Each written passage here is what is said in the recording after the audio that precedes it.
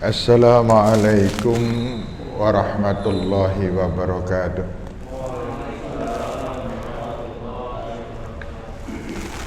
Alhamdulillahil qail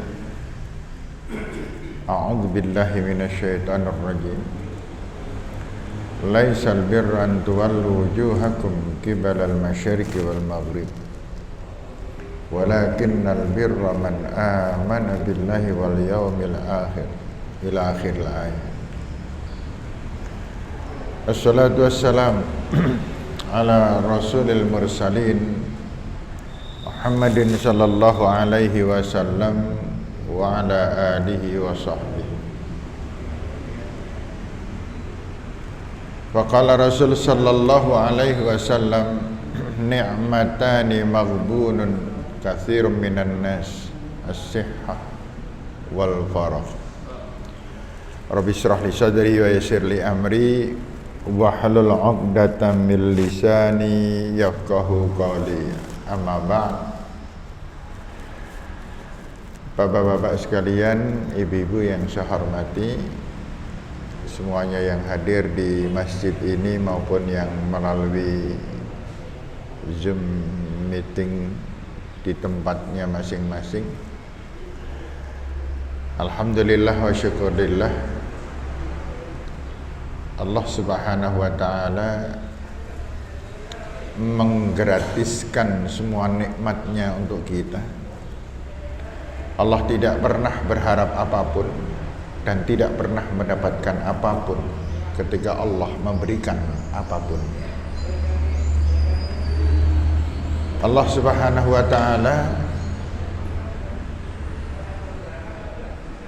menginginkan, menghendaki, mentakdirkan semua manusia mendapat ridha, mendapatkan berkah, mendapatkan nikmat dan mendapatkan surga. Maka kata-kata mendapatkan yang dimaksud oleh Allah Subhanahu wa taala adalah melalui realita yang benar dari pelaksanaan dan perbuatan kita. Maka di Al-Baqarah ayat 177 itu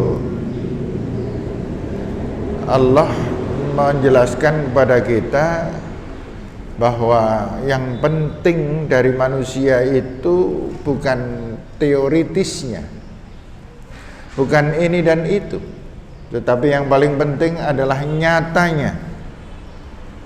Kita berani mengatakan iman kepada Allah dan hari akhir, nyatanya mana? Kita mengatakan kita taat dan patuh, takut kepada Allah, nyatanya mana? Buktinya mana? Realisasi dalam kehidupan sehari-hari. Kita menginginkan terhindar dari api neraka, mana bukti pelaksanaan hidupnya? Kita menginginkan nikmat kepada Allah yang katanya namanya surga, mana bukti permintaanmu? Mana bukti pengharapan kita? Bentuknya bukan dengan kata-kata, tetapi dengan perbuatan, dengan sikap, dan seterusnya.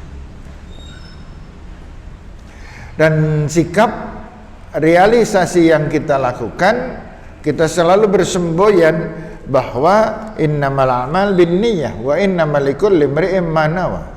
Karena kenyataannya banyak orang yang teorinya tinggi tapi prakteknya rendah. Tidak kalah banyaknya adalah orang yang prakteknya banyak tetapi niatnya salah. Maka Allah kemudian mengatakan laisal birran tuwallu wujuhakum qibalal masyariqi wal maghrib. Yang namanya taat dan patuh itu tidak dilakukan dengan hal-hal asal kita ingin melakukan. Kenyataannya banyak bapak-bapak dan ibu-ibu orang yang memang karakter dasarnya apian. Itu karakter dasarnya apian. Dia nggak dengar hadis, nggak dengar Quran, nggak tahu perintahnya, tapi memang dasarnya apian. Dia santun, dia suka menolong tetangga, dia senang sedekah, dia melakukan hal ini dan kebaikan-kebaikan yang lain. Pertanyaannya, apakah itu realisasi dari ketaatan dan imannya? Jawabannya tidak. Paling tidak belum tentu. Yang Allah Subhanahu wa ta'ala inginkan adalah bahwa realisasi praktek nyata kita melakukan sesuatu adalah dasarnya yang pertama al-iman billah wal yaumil akhir. Kita yakin benar dengan Allah dan hari akhir, kemudian kita realisasikan dalam kehidupan kita seluruh yang kita lakukan. Maka di sana yang diutamakan oleh Allah di dalam ayat ini kan tu'minuna billah wal yaumil akhir, kemudian dia wa tunfiq, dan kemudian dia memberi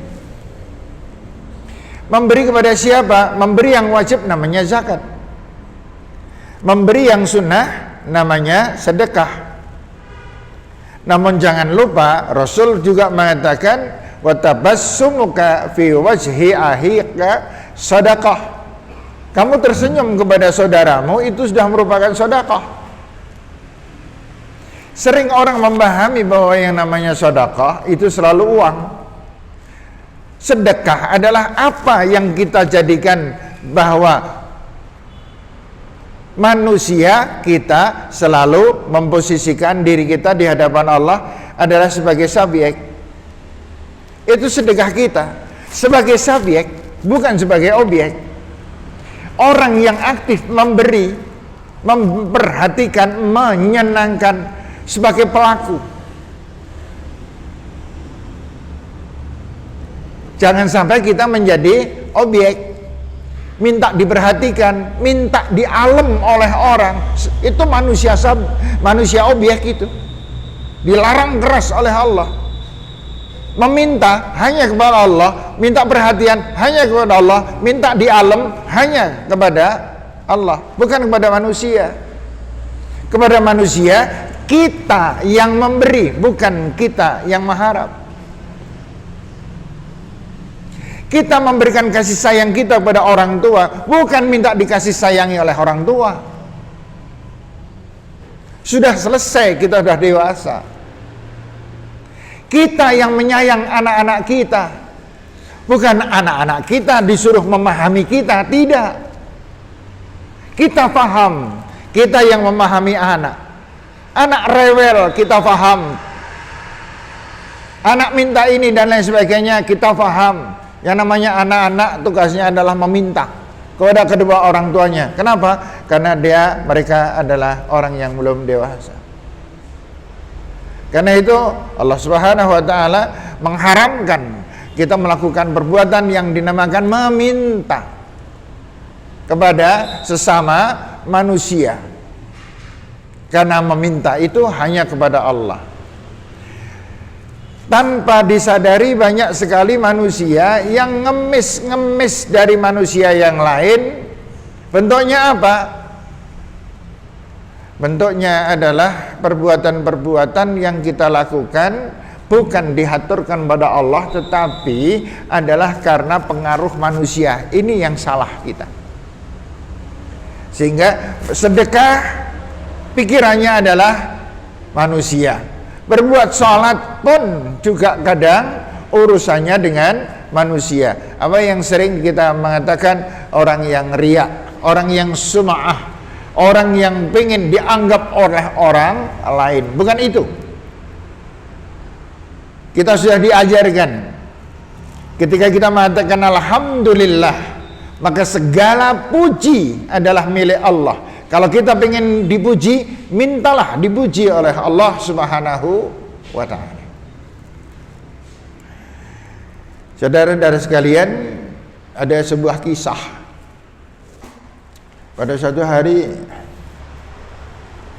Rasulullah sallallahu alaihi wasallam itu ngendika ketika Rasul masih berada di masjid, sedang menunggu sholat bersama sahabat. Rasul tiba-tiba mengatakan, sebentar lagi akan lewat calon penghuni surga. Sebentar lagi akan lewat calon penghuni surga. Semua sahabat begitu Rasul mengendika begini langsung melihat jalan, karena nanti yang lewat itu yang dimaksud oleh Rasul di jalan depan masjid. Gak lama kemudian muncullah seorang pemuda. Ya bukan dari kata pemuda ini bukan berarti muda sekali, tidak. Orangnya masih kategori muda lah. Lewatlah orang ini, semua orang memandang ini calon ahli surga. Kalau Rasul mengatakan calon ahli surga, yang Rasul katakan pasti benar. Tapi kalau orang lain mengatakan belum tentu benar. Kalau Rasul yang mengatakan luar biasa itu. Berarti Rasulullah sudah mengerti jobo jeroni orang itu. Udah. Ketika orang mau berusaha reaksi mau ini, tiba-tiba Bilal mengumandangkan azan. Akhirnya semua orang bubaran, semuanya masuk ke dalam masjid. Setengahnya terlupakan kalimat Rasulullah itu tadi. Besoknya sedang kumpul para sahabat, Rasulullah mengatakan telah datang lewat masuk masjid seorang calon ahli surga. Semua orang nengok semuanya. Ternyata yang dimaksud orang tadi yang kemarin dikatakan oleh Rasulullah. Semua orang terbengong-bengong. Kok Rasul mengatakan lagi bahwa ini ahli surga?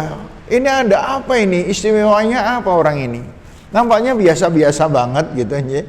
Nampaknya biasa sekali.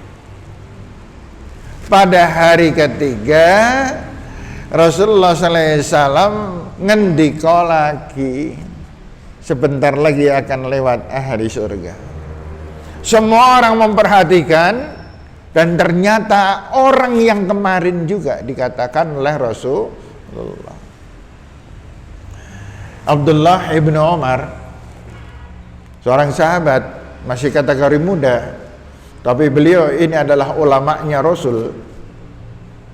Beliau adalah orang yang sering diperintah oleh Rasul untuk berdakwah di sana, kemudian di sana 3 bulan, kembali lagi, kemudian disuruh ke sana dan lain sebagainya. Kemudian setelah itu kembali lagi berguru lagi pada Rasulullah, kemudian berdakwah lagi, menyampaikan apa, selesai itu ilmunya entek. Zaman dulu begitu.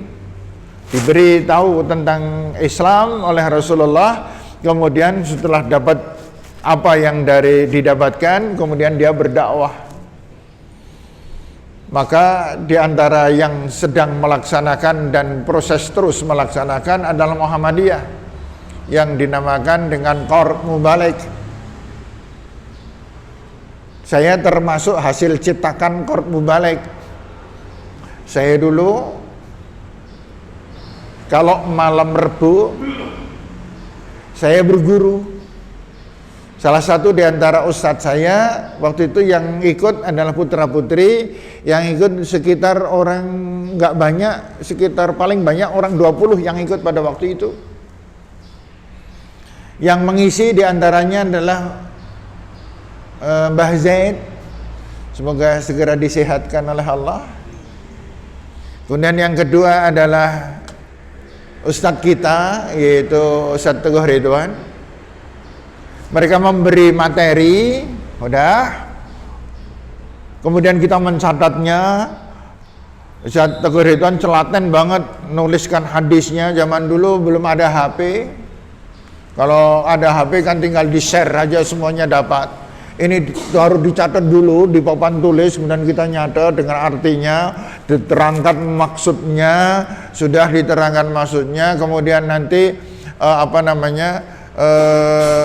ada beberapa diminta, masing-masing diminta untuk bertanya, bahkan setengah bertanya itu wajib. Kalau ada yang mengikuti kajian itu kok nggak pernah takon, itu ditakoke gitu loh. Ya, misalnya jenengan kok nggak, Mbak jenengan kok nggak pernah tanya, ayo tanya apa gitu. Karena soal nisful ilm, bertanya itu separuh dari ilmu. Kalau nggak pernah bertanya itu dipertanyakan gitu loh. Panjenengan kok nggak pernah bertanya, itu malah dipertanyakan. Ini aneh. Kudune akeh takon, kok ora tahu takon. Itu bisa jadi ngawur li nyambet gawe kan begitu. Nanti malam Ahadnya kami ke objek yang menjadi sasaran. Zaman itu sekitar tahun 90-an, sebelum saya masuk Kormo Balik itu tahun 84. Kemudian terus ngaji terus, dan akhirnya setiap hari malam Ahad kami praktek di dusun. Ada 3 dusun di sana, jalan ke Semayu itu, ibu bapak tahu kan? Di sana jalan terus, kalau sudah sampai Semayu, kemudian Semayu Cawet kan ya, itu. Kemudian terus di sana ada dusun namanya Bakungan, Depok, dan Meranggen. Nah 3 ini, Bakungan, Depok, dan Meranggen. Kita praktek di sana. Kenapa prakteknya di dusun? Ya karena kalau di dusun kita latihan, kita bodoh, ora pati ketara. Kan gitu. Ya, makanya di dusun-dusun kemudian sambil terus praktek. Tanpa praktek kita nggak akan mampu. Abdullah ibnu Umar itu digitukan oleh Rasulullah. Dikirim ke sana sekian bulan, dikirim ke sana, dikirim ke Habasyah, dikirim ke dusun-dusun dan lain sebagainya. Bahkan beberapa kali Abdullah ibnu Umar ini dikirim ke Madinah. Waktu itu belum hijrah. Nah kemudian Abdullah ini mengikuti si calon ahli surga tadi. Kemudian dia masuk, Assalamualaikum. Waalaikumsalam. Mas, saya mohon maaf nih, Abdullah mengatakan, saya ini lagi bertengkar sama bapak saya. Bapaknya padahal Umar bin Khattab itu. Bapaknya Abdullah kan Umar bin Khattab.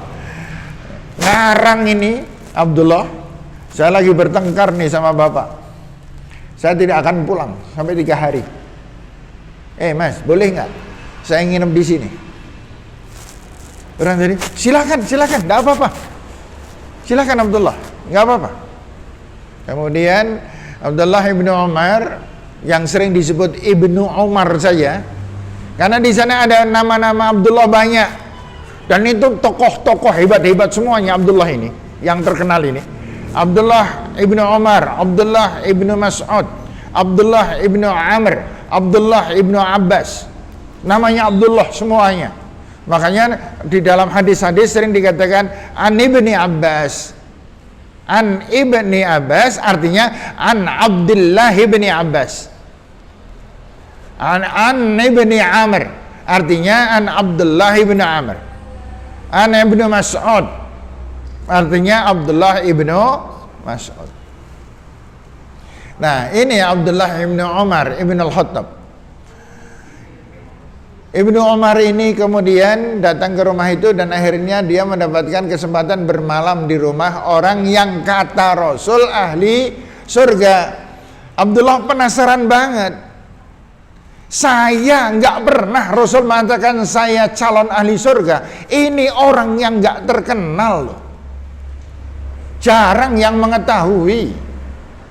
Lah kok dikatakan oleh Rasulullah sebagai ahli surga. Ada apa ya orang ini? Maka dia bermalam pada malam pertama, hari pertama, dia ngamati Abdullah nggak mendapat apa-apa, biasa. Gitu. Dia sore itu melakukan kegiatan biasa, malamnya, kemudian dia bangun untuk sholat tahajud, dan kemudian selesai sholat tahajud berdoa dan membaca Al-Quran. Abdullah biasa, aku juga melakukan sama. Paginya biasa berangkat ke masjid, jamaah subuh, kemudian selesai pulang dia membaca Al-Quran, habis itu sudah agak siangan sedikit gitu, antara jam 7 jam 8 dia siap-siap, kemudian pergi ke pasar berdagang. Selama berdagang Abdullah juga ngintil terus, ngikuti bagaimana cara orang ini hidup. Sampai sore Abdullah bingung, kok nggak dapat apa-apa. Ini orang biasa banget, nggak ada bedanya dengan saya. Hari kedua Abdullah tidak mendapatkan apapun. Hari ketiga Abdullah tidak mendapatkan apapun yang mengesankan dari orang ini. Sampai pada akhirnya pagi-pagi hari yang ketiga, Abdullah kemudian mengatakan, Mas, saya mau pulang, saya mohon pamit, dan sekarang saya mau jujur sama jenengan, Mas. Apa itu Abdullah? Sebenarnya saya nggak ada pertengkaran dan bapak saya nggak ada. Tetapi kalau saya mengatakan 3 hari yang lalu saya mengatakan saya bertengkar dengan bapak, itu hanya karena saya ingin bermalam di sini 3 hari. Jadi sebenarnya saya tidak ada masalah apa-apa. Orang tadi mengatakan, kenapa kamu ingin bermalam di sini 3 hari, ada apa? Begini, Mas, 3 hari yang lalu sebanyak 3 kali Rasulullah SAW itu mengatakan bahwa Anda ini adalah ahli surga. Hah? Saya? Dikatakan sebagai calon ahli surga? Masya Allah, ada apa ini dengan saya? Lah itulah, Mas, saya bermalam di sini 3 hari 3 malam itu pengen nyelidikin jenengan ini jani istimewanya apa. Dan saya tidak mendapatkan apapun, wong yang jenengan lakukan itu biasa banget. Ibadahnya memang bagus banget, saya ngakui. Tapi katanya jenengan karo saya itu udah undi aja lah. Apa sih istimewanya panjenengan kok bisa dikatakan calon ahli surga? Kemudian Abdullah pamit pulang. Ini yang dikatakan calon ahli surga juga mikir, apa ya? Saya juga nggak ngerti. Saya juga terheran-heran loh. Kenapa Rasul mengatakan bahwa saya calon ahli surga? Berangkat pergilah Abdullah ibnu Umar, jalan pelan-pelan. Kenapa kok pelan-pelan? Karena sebab masih mikir-mikir, apa tuh ya istimewaan itu ya. Belum menemukan jawaban saya. Ketika itu si pemuda tadi berpikir, apa sih yang telah saya lakukan dan sangat dicintai oleh Allah? Dia mikir, apa ya? Kemudian, mungkin lari dia. Ini yang calon ahli surga ini lari ngejar Abdullah. Ternyata Abdullah belum jauh banget dong. Abdullah le pulang itu melaku sak kepenake wae. Ditemui Abdullah. Ya Abdullah, saya akan memberikan keterangan, tetapi saya tidak yakin benarkah ini yang dimaksud oleh Rasulullah. Apa itu? Begini ya Abdullah, demi Allah, seumur hidup saya belum pernah membenci orang. Seumur hidup saya belum pernah menfitnah dan menghina orang lain. Seumur hidup saya belum pernah marah. Seumur hidup saya tidak pernah mempunyai iri, dengki, benci, dendam terhadap orang lain.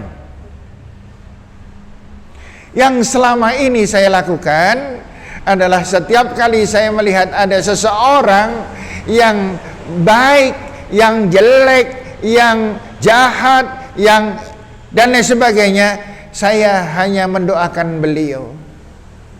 Saya selalu mendoakan Rasulullah. Saya selalu mendoakan Abu Bakar, Umar. Saya selalu mendoakan Abu Lahab. Saya selalu mendoakan Umayyah Abu Sufyan, Abu Jahal, saya doakan agar semoga Allah memberikan ampunan dan memberikan hidayah kepada mereka. Ini mungkin yang dimaksud oleh Rasulullah. Abdullah mengatakan, nah ini nih mungkin saya nggak punya ini, saya nggak punya yang satu ini, sampean punya. Saya heran, saya kok nggak dikatakan ahli surga, mungkin karena saya nggak punya ini. Baik, terima kasih mas, saya akan langsung kepada Rasulullah. Wah, Abdullah pergi dengan jalan yang sangat cepat menemui Nabi kita Muhammad sallallahu alaihi wasallam, dan Abdullah mengatakan, ya Rasulullah, benarkah bahwa orang yang engkau katakan sebagai ahli surga adalah karena orang ini memiliki keistimewaan ini dan ini? Kemudian Rasulullah sallallahu alaihi wasallam mengatakan, ya benar, dia adalah seorang yang ahli mendoakan orang lain. Nah, saudara sekalian yang saya hormati, dari cerita ini, kisah ini, kira-kira jenengan ahli surga enggak? Hei, ini masalah buat kita loh ini. Panjenengan masih dengki sama orang, masih dendam sama orang, masih pecuca-pecucu sama orang. Orang ini bisa jadi suaminya, bisa jadi istrinya, bisa jadi anaknya, bisa jadi tuanya. Wangel temen yang ngadepi mertua katanya. Saya sudah beruntung, mertua saya sudah meninggal. Ini yang masih seger-seger aja. Ini hati-hati. Artinya apa? Artinya benar sebagaimana sabda Rasulullah sallallahu alaihi wasallam, bahwa manusia itu punya dua dimensi, dimensi lahir dan dimensi batin. Di mana dimensi yang pertama yaitu dimensi lahir ini yang paling banyak mencelakakan. Yang kadang-kadang di luar dugaan kita, apa yang menurut kita mencelakakan malah tidak. Apa itu? Musibah. Musibah itu tidak pernah mencelakakan kita. Yang mencelakakan kita apa? Kata Rasul sallallahu alaihi wasallam, ni'matan, dua. Ni'matan. Ada dua. Maghbunun katsirun minan nas. Menghancurkan sebagian besar. Bukan sebagian. Sebagian besar manusia. Apa itu? As-sihhah. Sehat. Yes, panjang nomor sini wis. Orang sehat itu wah dahsyat, malapetaka yang besar. Orang bertengkar karena sehat. Wong glendengi karena sehat. Maling karena sehat. Koruptor karena sehat, gitu kan? Sehingga saudara sekalian, sehat ini sangat berbahaya. Maka beruntunglah kita semuanya yang selalu berhitung, saya sekarang sehat, apa yang harus saya lakukan, dan terhindar dari perbuatan maksiat, dan kita kemudian salat. Maka Allah membuat sebuah mekanisme yang sedemikian rapinya. Salat diletakkan pada posisi 5. Kalau orang mengatakan 5 itu selalu begini. Gak ada orang mengatakan 5. Ada? Gak ada.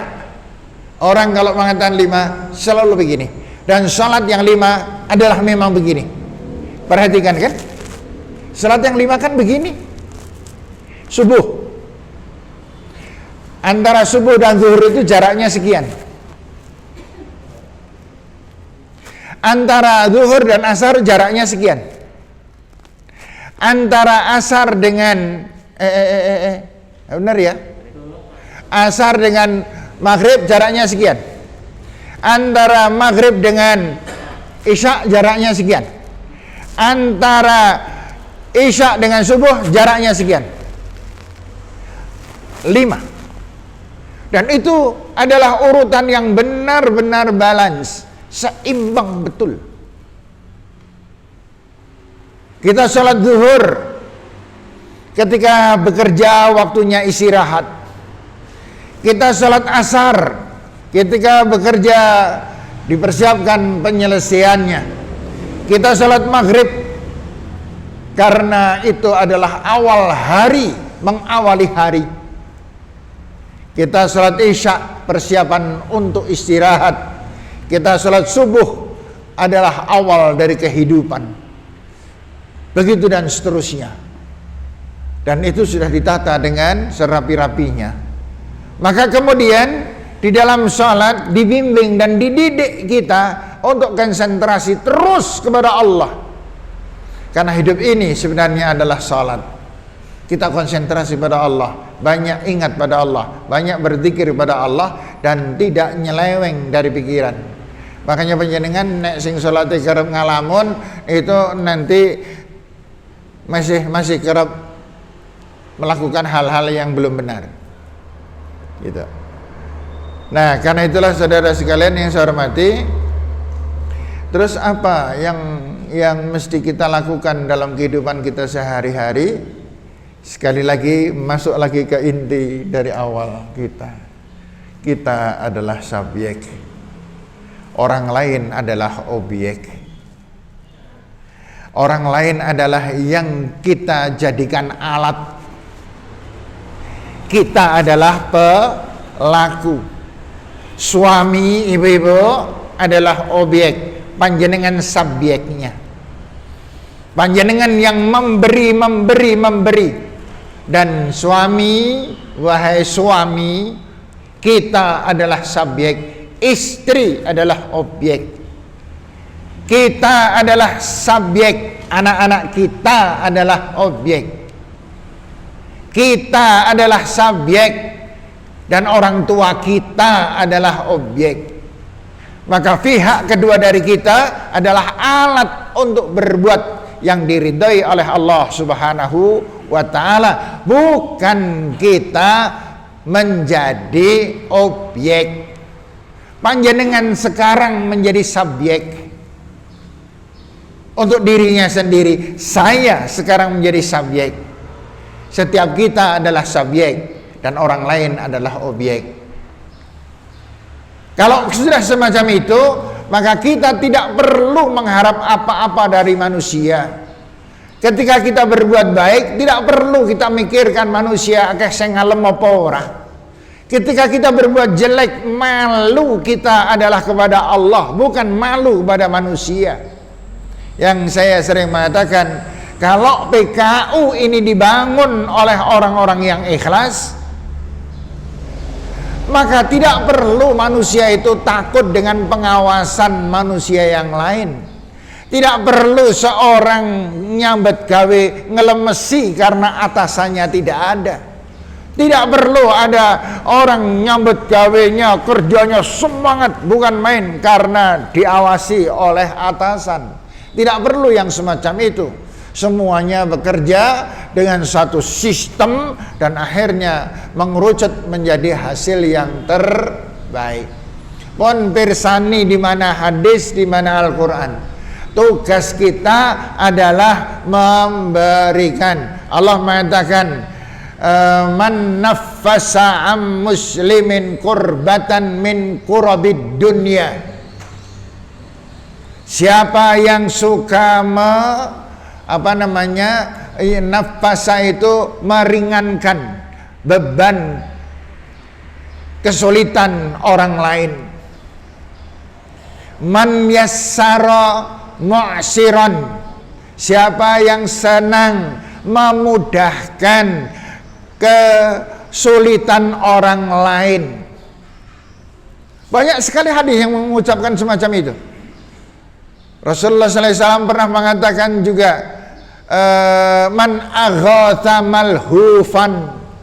Ini ringkasannya dari hadis tadi.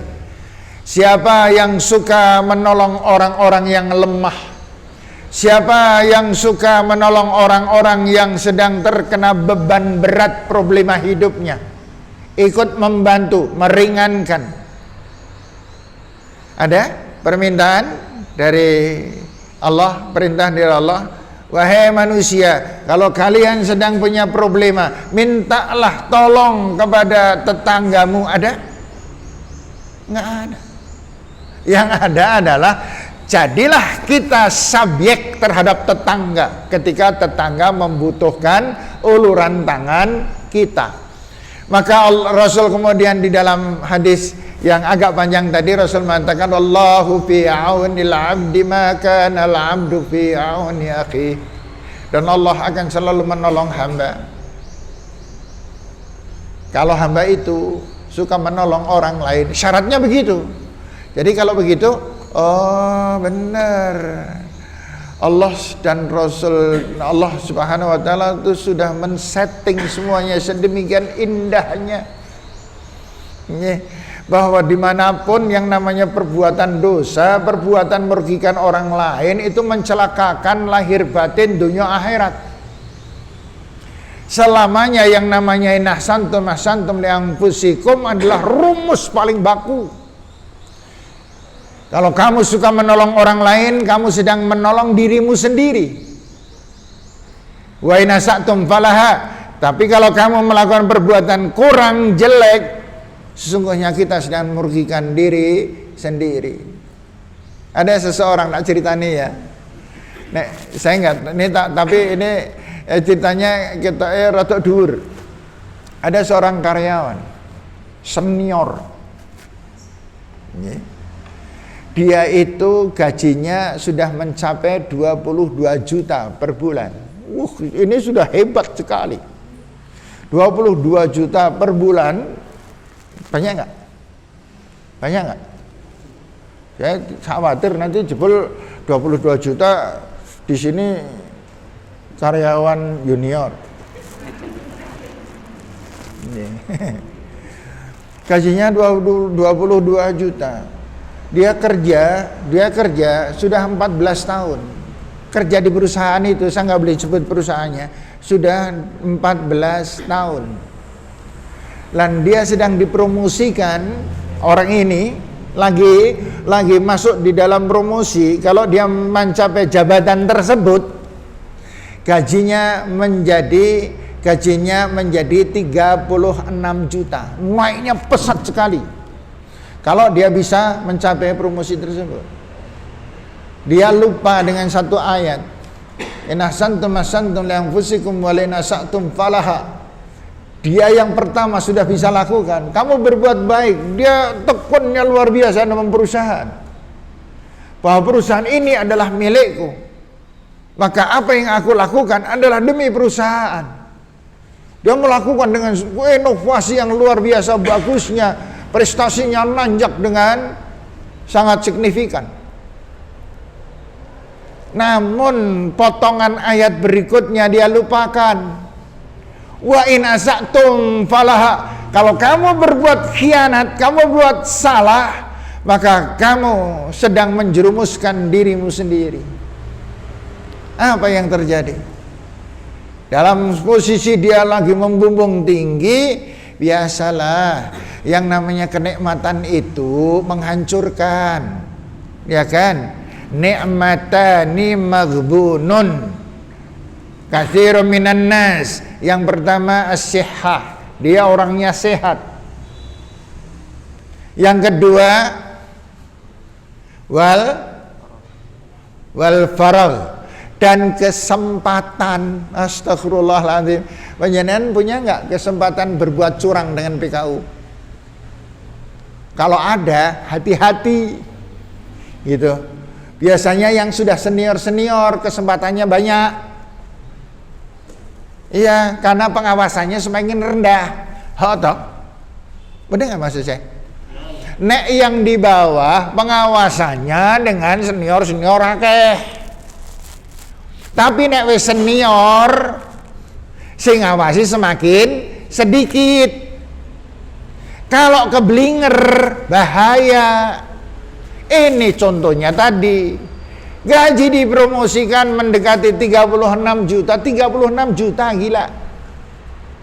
Longko orang punya gaji segitu. Meskipun banyak yang punya gaji sampai 200 juta ya ada. Tetapi ini lumayan kan, 36 juta. Namun kita tidak boleh membandingkan diri kita dengan yang lebih banyak. Nanti kita jadi miskin. Gitu ya? Iya.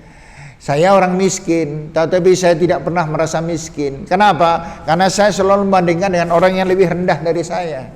Yang ada kepikiran pengen sedekah, pengen membantu. Tapi kalau begitu kita ndelok boleh dian kan naik ke wong gajine luwih akeh ke dunek edan kok ya gitu. Apa yang terjadi? Dia meniti karir 14 tahun. Tapi dia cukup dihancurkan hanya dengan 3 bulan. 3 bulan dia tergoda bahwa yang satu ini tidak ada pengawasan. Maka seandainya saya mengambil ini, maka ini saya sama dengan mendapatkan gaji tiba-tiba, yaitu 8 bulan gaji saya terima sekaligus. Kemudian dia merekayasa. Dia lupa dengan kalimat Allah yang bagian kedua, wa in asa'tum falah. Kalau kamu berbuat curang, akibatnya pasti menimpa dirimu. Dan bahkan tidak sekedar menimpa diri. Apa yang terjadi? Yang terjadi di audit ternyata konangan. Berapa banyak yang dia tilep? Ya lumayan banyak. Tapi dari urusan karir saya kira tidak terlalu banyak.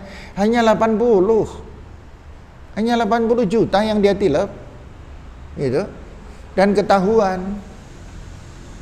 Apa perusahaan mengatakan?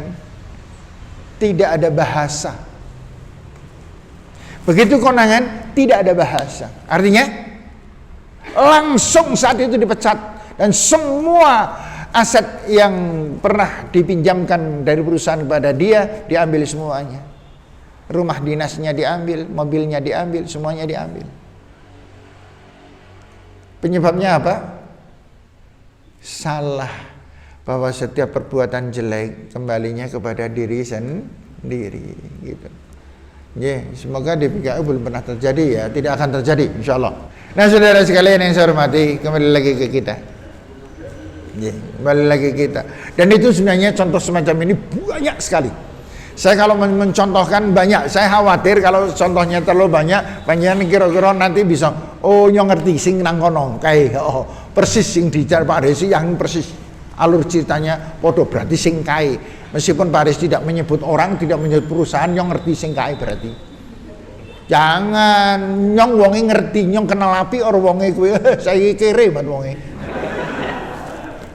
Enggak. Jangan. Saudara sekalian yang saya hormati, kalau begitu sekali lagi pelajari surat Al-Baqarah ayat 127 bahwa yang namanya teori itu nyaris tidak berguna, tetapi yang paling bagus adalah prakteknya. Yang kedua, panjenengan akan mengatakan dirinya baik ketika panjenengan diam di rumah dan tidak pernah beraktivitas di masyarakat. Itu apakah itu baik? Tidak. Kenapa kok panjenengan diam saja? Nyong moh gawe dosa, salah. Tinimbang dadi swara nang masyarakat, tidak.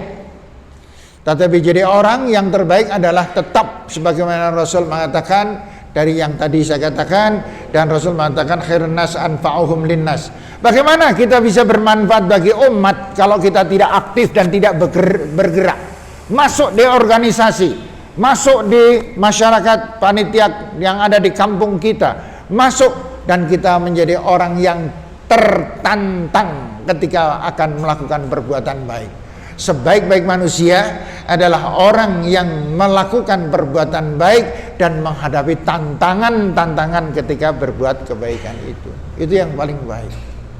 Maka di organisasi itu istilahnya legan golek momongan. Tapi di sini kita teruji bahwa saya tidak membenci meskipun dibenci, saya tidak akan dendam meskipun difitnah, saya tidak, ini akan teruji. Tapi kalau panjenengan nengkruk nang omah paling-paling maring masjid dikirani suwi, jero mengko bali wis ora apa arep maam dasaran nembe maam arep turu lebar, turu ngopo ya njur doplong, kemudian habis itu enggak ada gunanya. Bukan itu yang dimaksud oleh Rasulullah sallallahu alaihi wasallam. Pada suatu hari Ali bin Abi Thalib mengatakan, "Ya Rasulullah, orang itu hebat sekali ya Rasul." Hebat orang itu. Kenapa hebat? Dia itu ya Rasulullah sehari-hari di masjid Rasul. Dari salat ke salat itu selalu berada di masjid, bertafakur, berdoa. Dia keluar masjid itu paling-paling untuk makan dan untuk berhajat Rasulullah. Nanti kembali lagi ke masjid. Kemudian Rasulullah bertanya, dia punya istri? Punya Rasul. Punya anak? Punya ya Rasul. Kamu lebih baik daripada orang itu. Begitu Rasulullah SAW. Artinya manusia itu harus aktif dan dinamis untuk menentukan seberapa manfaat diri kita dan seberapa kuat kita menghadapi tantangan-tantangan dan ujian di dalam masyarakat. Itulah yang terbaik. Demikian saudara sekalian pelajaran kita pagi hari ini, semoga bermanfaat. Saya memohon maaf apabila ada salah dan keliru. Billahi taufiq wal hidayah. Assalamualaikum warahmatullahi wabarakatuh.